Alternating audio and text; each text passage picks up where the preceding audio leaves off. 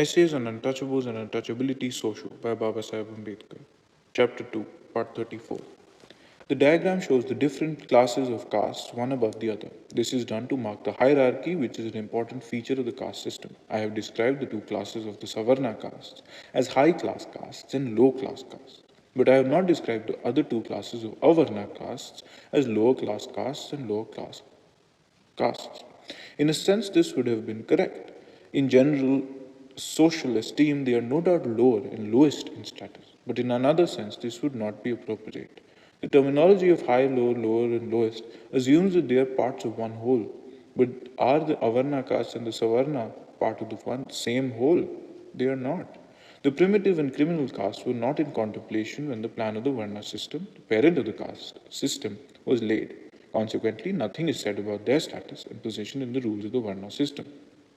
But that is not the case with the Untouchables. They were within the contemplation of the Varna system, and the rule of the Varna system with regard to the Untouchables is very clear and very definite.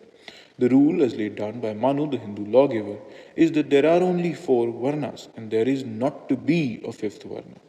The reformers, who are friends of Mr. Gandhi in his campaign for removal of untouchability, are endeavoring to give a new meaning to the statement of Manu. They say that Manu has been misunderstood. According to Manu, there is no fifth Varna, and therefore he intended to include the untouchables into the fourth, namely the Shudra. But this is an obvious perversion. What Manu meant was that there are only four, and four they must remain. He was not going to admit the untouchables into the house the ancient Hindus had built by enlarging the Varna system to consist of five Varnas. That is what he meant when he said that there is not to be a fifth Varna. That he wanted the untouchables to remain out of the Hindu social structure is clear from the name by which he describes the untouchables. He speaks of them as Varna Bahayas, those outside the Varna system. That is difference between the primitive and the criminal castes and the untouchables. There being no positive injunction against their admission in Hindu society, they may in course of time become members of it. At present they are linked to Hindu society, and hereafter they may become integrated into it and become part of it. But the case of the untouchables is different.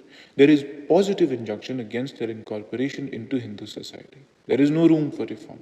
They must remain separate and segregated without being part of the Hindu society.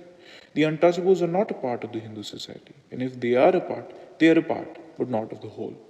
The idea showing the connection between the Hindus and the untouchables was accurately expressed by Ainpura Shastri, the leader of the Orthodox Hindus, at a conference held in Bombay. He said that the untouchables were related to the Hindus as a man is to his shoe. A man wears a shoe. In that sense, it is attached to the man and may be said to be a part of the man. But it is not part of the whole, for two things that can be attached and detached can't be said to form parts of one whole. The analogy, though, is nonetheless accurate. The end.